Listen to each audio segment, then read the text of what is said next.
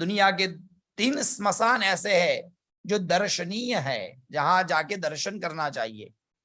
कभी कोई स्मशान की यात्रा पर गया? बोलो जय श्री कृष्ण। किसी की स्मशान यात्रा पर गए? खुद के लिए कभी नहीं गए। जाना पड़ता इसलिए गए स्मशान यात्रा पर 3 ऐसी स्मशान है जिसकी यात्रा जानबूझकर की जाती है और जिंदा ही की जाती है। उसमें एक गुजरात में सिद्धपुर क्षेत्र में, जहां देवहूति माता को करदम जी ने उपदेश दिया था सांख्य शास्त्र का। वो सिद्धपुर का जो स्मशान है वो दर्शनीय है। लोग बिल्कुल दर्शन करने के लिए वहां जाते हैं कपिल मुनि के आशीर्वाद से। एक और दूसरा महाश्मशान काशी, मणिकर्णिका घाट, जहां लोग स्मशान में जाकर बैठते हैं। स्मशान का दर्शन बहुत अच्छे से होता है। वैसे तो पहले के जमाने में पूरा काशी ही स्मशान था, पूरे काशी को स्मशान मानते थे। पूरे गंगा जी की घाट घाट पर लगे हुए जितने घाट है वहीं कहीं भी आप अग्नि संस्कार कर सकते थे। बहुत पहले की बात है। अब धीरे धीरे शहरीकरण होने लगा। अब केवल 2 स्मशान है जहां पर होता है। उसमें से एक है मणिकर्णिका घाट और दूसरा है हरिश्चंद्र घाट, जहां राजा हरिश्चंद्र ने अपने पुत्र को जलाने के लिए जब तारामती वहां पर आई थी तो हरिश्चंद्र जी ने कहा था कि आपको यदि यहाँ जलाना है तो उसके लिए शुल्क देना पड़ेगा। तारामती ने अपनी साड़ी फाड़ कर कपड़ा दिया था और वहां पर भगवान प्रसन्न हुए थे। राजा हरिश्चंद्र को सत्यवादी का बिरुद परमात्मा ने दिया था। वो एक घाट आज भी है, हरिश्चंद्र घाट। एक सत्यपुर में समय मिले भगवान दे तो जरूर जाइए, वहां मातृगया श्राद्ध होता है। और दूसरा स्मशान हमारे काशी का, और तीसरा स्मशान है उज्जैन नगरी का, क्षिप्रा नदी के तट पर। शास्त्र में लिखा गया है स्मशान ऊसर क्षेत्र पीठम तु वनमेव च पंचैकत्र न लभ्यन्ते महाकालम प्रपूजयेत्। महाकाल एक, दूसरा क्षिप्रा नदी दो, तीसरा वहां पर आया हुआ स्मशान, चौथा वहां की हर सिद्धि माता की पीठ, और 5वां है भगवान का वन जहां कृष्ण भगवान ने विद्याध्ययन किया है। ये 5 जगह बहुत प्रसिद्ध है उज्जैन नगरी में। इसके अलावा भी बहुत सारे मंदिर है जिसमें आते हैं हर सिद्धि माता, काल भैरव, बड़े गणपति, गोपाल मंदिर, भरतृहरि की गुफा, मत्स्यनाथ की गुफा, गढ़ कालिका और चिंतामणि गणेश। इनके भी दर्शन जरूर करने चाहिए। बहुत अच्छा मंदिर है। अब जरूर एक बार महाकाल का दर्शन करिएगा और जब जाइएगा तो मुझे याद करिएगा। बोलिए महाकाल महादेव की। जब जानकर दर्शन करते हैं ना तो और आनंद आता है। बाकी तो जाते हैं और यात्रा करके आ जाते हैं पर पता भी नहीं चलता। हमारे वहां एक महाकाली का मंदिर है, बोलो जय श्री कृष्ण।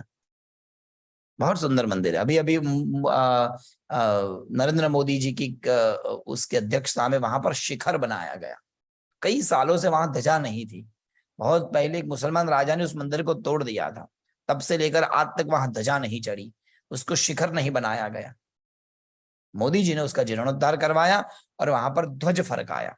पहली बार ध्वजा चढ़ी कई सालों के बाद में। कई लोग वहां दर्शन करने जाते हैं, बाहर आके पूछेंगे माता जी कैसे, तो बोले माता जी बहुत अच्छे थे, बहुत अच्छे थे, बहुत सुंदर मूर्ति थी। वहां मूर्ति है ही नहीं, बोलो जैसे कृष्ण। बिल्कुल नहीं है मूर्ति वहां। वहां केवल माता जी का मुख है और माता जी के मुख के ऊपर जो उनका बाल है वो पत्तई राजा ने पकड़ा है। पत्तई राजा महाकाली को पकड़ने के लिए गए थे और महाकाली जमीन में समाहित हो गई थी, उसके बाल को पकड़ कर रखा तो केवल माँ का चेहरा बाहर रह गया। तो इतना ही है। वैष्णव देवी में जाएंगे तो वहां मूर्ति नहीं है, वहां केवल पिंडी है, उस पर श्रृंगार किया जाता है।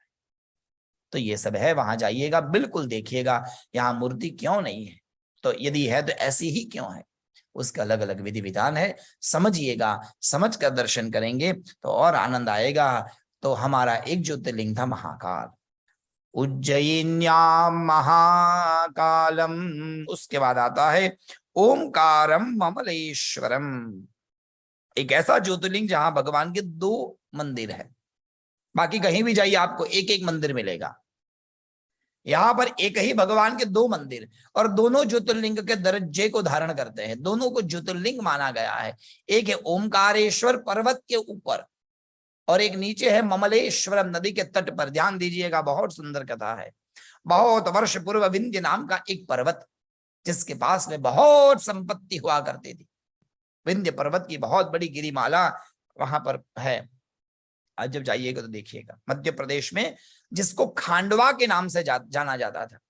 तो ये खांडवा प्रदेश में विंध्य पर्वत, बहुत बड़ा पर्वत, जिसके पास में बहुत सारी संपत्ति, औषधि, रत्न से भरा हुआ ये पर्वत। उसके आसपास में बहुत बड़ी बड़ी बस्ती, बहुत लोग रहते थे, और पर्वत भी बहुत समृद्धशाली, बहुत समृद्ध थी उसके पास। एक दिन वहां से घूमते हुए नारद जी निकले, और नारद जी वहां से जब जा रहे थे तो नारद जी ने देखा कि पर्वत तो बहुत अच्छा है, और विंध्य पर्वत के पास में बहुत सारी संपत्ति है।